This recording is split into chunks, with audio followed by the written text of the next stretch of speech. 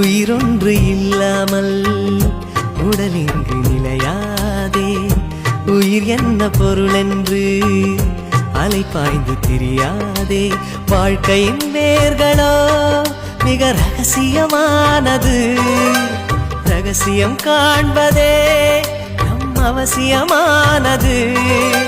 தேடல் உள்ள உயிர்களுக்கே தினமும் பசி இருக்கும். தேடல் என்பது உள்ளவரை வாழ்வில் ருசி இருக்கும். பாடல் போல தேடல் கூட ஒரு சுகமே.